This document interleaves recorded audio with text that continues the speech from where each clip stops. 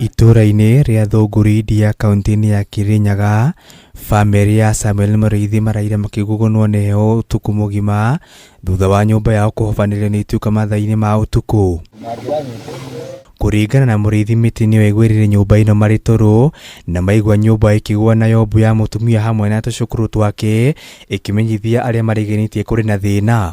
Rĩu kũrĩ thaa mũgwanja cia ũtukũ nĩrĩo tũiguire mũrurumo na twamaka mũno. Kuma nja tũkorire nĩ gũtuĩka gũtuĩkire nyũmba ya hũrwo, ona tũraire tũikarĩte thĩ tondũ tũtingĩonire gwa gũkoma.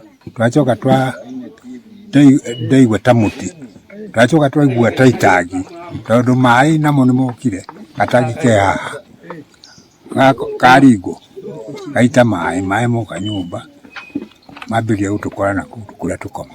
Famĩlĩ ĩno yuma na ihinda iritũ rĩa kwehera nyũmba-inĩ ĩno ĩrĩa ĩgwĩrĩirwo nĩ mũtĩ, Ituika rĩrĩ rĩgĩcũngĩrĩrio nĩ mbura nene ĩrĩa ĩkoretwo ĩgĩthandana mwena ũyũ.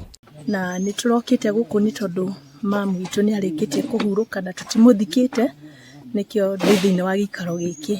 Na rĩrĩa nyuma toro kũrĩa kwa mũkũrũ nĩ kũiguĩkanire mũrurumo mũnene waringithana twamba twarigwo nĩ nakũ. Itũra rĩa Kienoe, Thunguri hamwe na Kĩangai mwena ũyũ wa Ndia nĩ mamwe ma matũra marĩa makoragwo makĩgũmĩrwo nĩ matuĩka hĩndĩ ya mbura. Kwa nyumba kungekuwa na watu wamekufa, watu zaidi ya 6.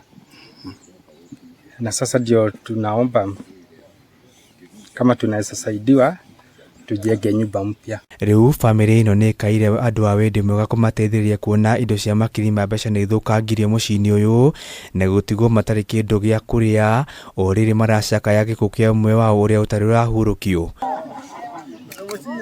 Handũ-inĩ ha Kameme TV, njĩtagwo Kĩnuthia kĩa Mbuthi wa Njoroge.